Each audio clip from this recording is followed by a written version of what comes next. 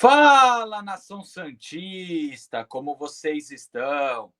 O Santos estressou vocês hoje? Hoje não. Meu nome é Gabriel Zupo, do canal Sincero Santos. Não se esqueça de se inscrever no canal, curtir e compartilhar o vídeo e ativar o sininho. E para você que tem Instagram, seguir a página do canal, Sincero Santos. Bom, galera, eu trago dois temas aqui para a gente conversar. Primeiro, Pedro Martins é demitido, mas quem pode vir no lugar dele?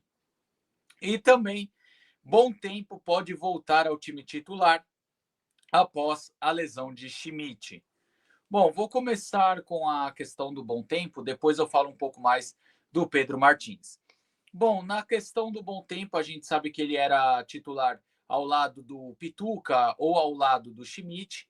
Pituca acabou perdendo a vaga de time titular e ele fez por onde para perder essa vaga para o próprio Bom Tempo, porque o Bom Tempo ele está começando a sua carreira. Lógico que ele vai cometer alguns erros de forma juvenil, porque é novo, então acontece de cometer alguns erros, mas é um garoto que, além de qualidade técnica, é um garoto muito voluntarioso. Digo isso porque se você põe ele na ponta direita, ele joga e vai bem. Se você põe ele de meia, ele consegue jogar. Se você coloca ele de segundo volante, também joga. Até foi especulado de colocar ele na lateral direita, né? E assim, eu, por mais que goste dele mais avançado, você vê que é um jogador novo, polivalente e o melhor, com muita vontade dentro de campo. Não é à toa que hoje ele é titular.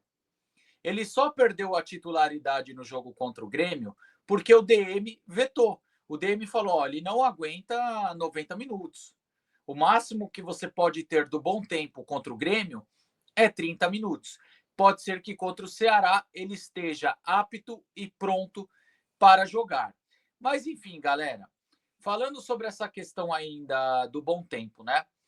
Bom, com a lesão do Schmidt, que teve uma lesão na coxa esquerda, ainda não foi passada uma previsão inicial de quanto tempo o Schmidt ficará fora, e a provável dupla de volantes titular contra o Ceará será Rincon e Bom Tempo. Isso porque Pituca não vem em uma boa fase, faz muito tempo que o Pituca não joga bem, e o Bom Tempo era o jogador que fazia essa função. Você pode perguntar, mas e Zé Rafael? Zé Rafael pode ser relacionado, mas talvez ele nem ganhe minutos nessa partida, ou apenas 10 minutos em campo. Talvez mudar o esquema? Olha, não está descartado no momento. O Santos treina amanhã, treina sábado e treina domingo. Então pode ter algumas alterações. Mas a primeiro momento, Gabriel Bontempo é o favorito para ser titular contra o Ceará, ao lado de Tomás Rincon. E na minha opinião, se a gente analisar o que tem disponível hoje, eu acho que é a melhor dupla de volantes que o Santos pode ter, tá? Porque eu acho que o Santos precisa de um pouco mais de pegada na marcação e acho que o Rincon, apesar da idade avançada, sofrer um pouco com lentidão, é esse cara que tem uma pegada mais firme e também o Rincon tem uma qualidade na saída de jogo e é um jogador que sabe catimbar o jogo e sabe acelerar o jogo pela sua experiência. E como eu falei, Gabriel Bontempo é um jogador que está começando a sua carreira, mas além de ser polivalente, é bom de bola e também é um jogador que se entrega ao máximo. Então hoje ele é o favorito para ser titular ao lado do Rincon e se for comprovado na segunda-feira, quando sair a escalação oficial, que é Rincon e Bom Tempo, acho que o Kleber acerta em cheio. Bom, galera, passando para a segunda pauta aqui, eu vou falar de uma matéria traga pelo Diário do Peixe, uma bomba, né? Pedro Martins é demitido. Quem será que vem no lugar? Bom, primeiro eu vou colocar aqui para vocês na tela a matéria do Diário do Peixe, né? Para dar os créditos para quem apurou em primeira mão, né? Que é secreto, né? Até não sei porque muita gente não faz isso. Mas, enfim, ó, Santos decide demitir o CEO Pedro Martins. No momento que eu estou gravando, ainda não tem a nota oficial do clube. Mas como o Diário do Peixe é um portal muito confiável, vamos debater aqui. Vamos lá, o que está escrito na matéria de Laura Marcelo e Lucas Barros. O Santos decidiu pela demissão do Pedro Martins. A medida ocorre após forte pressão de conselheiros e organizadas, que se intensificou nos últimos dias internamente. A saída já está definida e será oficializada em breve, encerrando um ciclo de quase 5 meses do executivo no clube. No entanto, o Peixe ainda não confirmou essa informação. Martins chegou em dezembro de 24, com respaldo de Marcelo Teixeira para liderar um processo de reconstrução. Nossa, como eu odeio esse termo, ele foi tão banalizado. Ele participou ativamente da montagem do elenco na janela do meio do ano, sendo responsável por 11 contratações. Foram elas, Zé Ivaldo, eu até o breve momento, por mais que o Zé Ivaldo tenha suas oscilações, acho uma boa contratação. Luizão, também um acerto, é uma contratação para futuro. Por mais que o Luizão cometa erros, é uma contratação para futuro. Ninguém imaginava que ele teria que ser titular ainda esse ano. Léo Godoy, um erro. Zé Rafael, não sei ainda. Barreal, outro acerto. Tassiano e Neymar. Bom, a questão do Neymar parte mais do Neymar pai. Tassiano, um bom jogador de elenco, nada mais. Gosto do Tiquinho, mas espero mais do Tiquinho. Roleiser, um baita acerto. David Washington, vou colocar como acerto porque eu gosto de ter o David Washington no time. E Gabriel Veron, esse foi um erro gigantesco do Pedro Martins, né? Até a Laura Marcelo, ela destaca, esse último emprestado pelo Porto tem acúmulo de episódios de indisciplina, como atrasos em treinos, relato de de ter se apresentado embriagado. Aí é sacanagem. Não, se isso é comprovado, isso é justa causa. O cara ir no trabalho embriagado é justa causa. Mas, enfim, entre outras decisões marcantes, tem a aposta no Caixinha, que não resistiu à pressão dos resultados. Martins também participou da contratação do Kleber Xavier.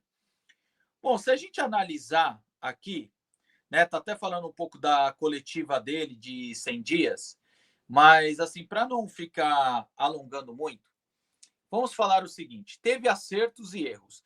Quando ele chegou das contratações, foi o que eu falei, ele participou de 11 contratações, algumas boas, a do Zé Rafael ainda é uma incógnita, a contratação do Caixinha foi um erro, eu na época assumo que eu até achei uma boa aposta, mas acabou não correspondendo, e também tem a questão do Gabriel Veron.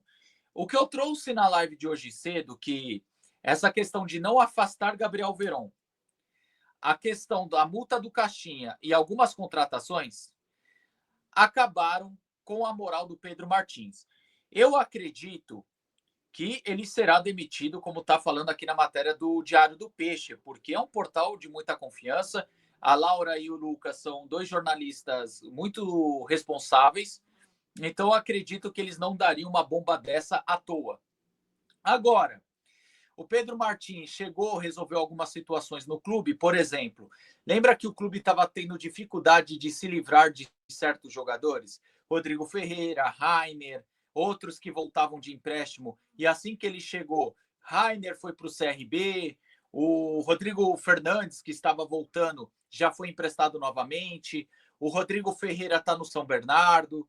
Só que assim, a multa do Caixinha, por que será que a gente achou que ele era bom ao ponto de fechar rápido com o Caixinha? Com essa multa rescisória e o Caixinha conhecendo o futebol brasileiro, pô, é lógico que ele iria fechar. O problema é, galera, demitir o Pedro Martins, para mim, é o correto. Para mim, demorou. Para mim, o Pedro Martins, após a coletiva de 100 dias, dando várias alfinetadas no Marcelo Teixeira, que é o chefe dele, e também expondo situações que não eram para se expor. Roupa suja, se lava em casa. Para mim, ali naquele momento, ele deveria ser demitido. E demorou para ser demitido. Mas assim, continuando essa questão aí do Pedro Martins, galera, teve erros e acertos. Só que a gente tem que parar com uma cultura de pôr a culpa em apenas um. Por exemplo, a culpa é só do Caixinha. Caixinha foi demitido, não teve tanta melhora.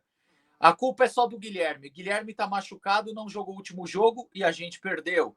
A culpa é, sei lá, do Pedro Martins. O Pedro Martins, pelo que parece, vai ser demitido ou já foi. Quem vai ser o próximo que a gente vai culpar? O que eu quero dizer, a gente tem que continuar cobrando. O Pedro Martins era apenas um dos problemas. A gente tem que parar de focar os problemas do Santos apenas em uma pessoa. Porque o futebol, ele é um esporte coletivo dentro e fora de campo. Porque se a gestão faz um péssimo trabalho, reflete no campo. Se a gestão faz um bom trabalho, reflete no campo. Se não tem uma boa relação entre o CEO, o presidente e o homem do futebol, não tem como ir bem. E o problema é que a gente está tão acostumado com profissionais com uma capacidade muito abaixo de Santos, que qualquer coisa que for mais ou menos ou razoável, a gente acha bom. Digo isso porque primeiro era o Falcão como coordenador do futebol. Caiu o Falcão, veio o Galo, aí o Galo foi atrás do Pereira, foi até a Europa. A gente falou, pô, melhoramos. Só que o Galo mostrou também ser um profissional limitado. Aí o Galo, que era uma merda, foi demitido, veio o Pedro, já mostrando a que veio, com treinador, rescisões, contratações. A gente pensou, pô, veio um cara razoável aí, para a gente parecia mil maravilhas. Porque até o Paulo Brax, com todo o respeito, parecia mais um fantoche. Porque o Paulo Brax fazia relatório, o Paulo Brax mostrava onde o Santos precisava se ajeitar e o presidente fingiu que não via. O Paulo Brax recomendou a demissão do Galo e do nada foi ele e o Galo demitido. Então, assim, parece que esses caras estão servindo de fantoche ou escudo da diretoria. É essa a real. E é isso que eu passo para você. Eu não estou falando que o Pedro Martins tem que ficar porque ele é bom profissional. Muito pelo contrário, tem que ir embora porque é fraco. Mas ele serviu de escudo para a diretoria. É isso que eu quero dizer. Eu acho que o torcedor tem que continuar cobrando e pegando no pé para que as coisas melhorem, tá bom? Isso é só um passo de milhões que o Santos precisa dar, né? Agora, quem vem? Muito se fala de Luxemburgo, né? Bom, galera, eu não vou falar muito dessa questão de Luxemburgo, porque a função do Luxemburgo era ser coordenador de futebol e a primeira conversa que ele teve com o Santos, ele recusou. Não era para ser CEO. Uma função que nem está no estatuto do clube, me parece que criaram ela para a diretoria ter escudo. Agora, um nome, isso é opinião e não informação, um nome que vem forte, que pode ser cogitado, é do Neymar pai. Aí eu acredito em um profissional muito competente e que sabe o que faz. Ele tem um histórico aí de algumas decisões no passado, com o próprio Santos duvidosa? Tem, mas é um cara que sempre visualiza sucesso. Ele sempre sonha com vitórias. Então, acho que é um bom nome para ser o novo CEO do clube. Repito, é uma opinião, não é informação. Eu acho que o nome do Neymar pai vai ganhar muita força nos próximos dias para ser o novo CEO, tá? Luxemburgo, repito, seria para coordenador de futebol. Acredito que CEO não. Beleza? Bom, galera, o vídeo é esse aí. Tomara que vocês tenham gostado. Concorda ou discorda? Comente aqui abaixo. Tamo junto e sempre Santos.